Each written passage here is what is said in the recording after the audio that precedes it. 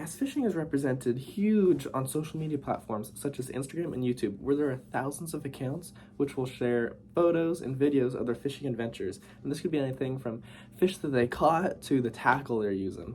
And some of the accounts, which I see a lot, are as follows. Now that we know that bass fishing has such a cult-like following, it brings up the question of why. Why do so many people love bass fishing? Like, what's the catch that keeps people hooked?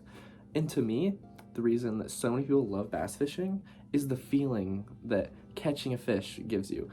Fishing can bring such joy, such as... Oh, it's a smallmouth! It's a smallmouth! It's a smallmouth! Oh my god! Let's go! Let's go! And it can also bring just absolute terror and just bad sadness, as follows.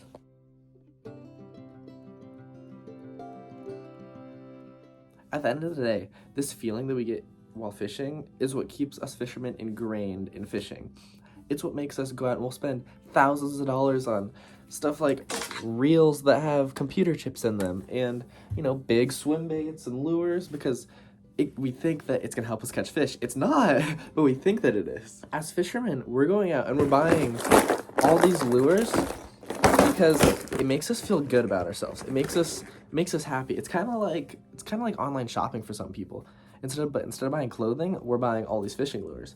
And the way that we find these fishing lures is we talk to our peers, our friends, other people that fish, and we're like, hey, what are you catching on? What are you using to catch fish? And they'll say stuff like, Ned rigs, jerk baits, any lure that they think works for them. And then we go and buy it because we want to match the feeling that they have when they catch fish. Next up, instead of talking about what that feeling is that we get while fishing, I want to talk about how we get that feeling.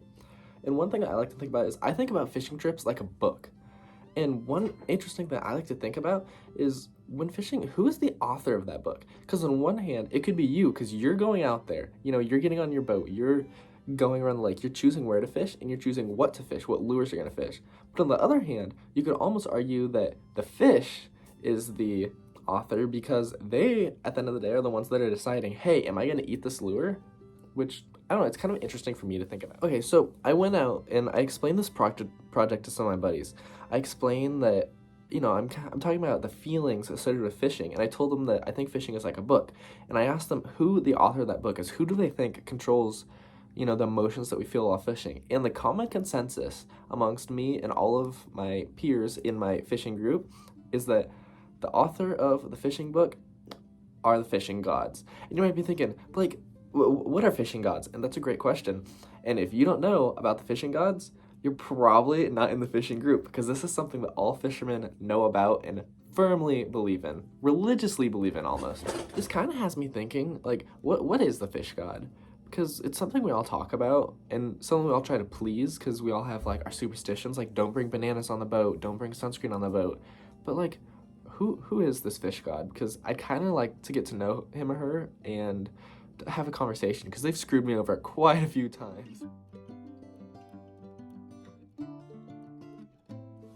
Well, I think it's safe to say that to us fishermen, fishing is a drug. And the feeling that fishing gives us is what keeps us going and keeps us getting up at 5 a.m. so that we can go catch these little 3-pound fish. But you know what? We're okay with that because we love fishing, and that's what's important.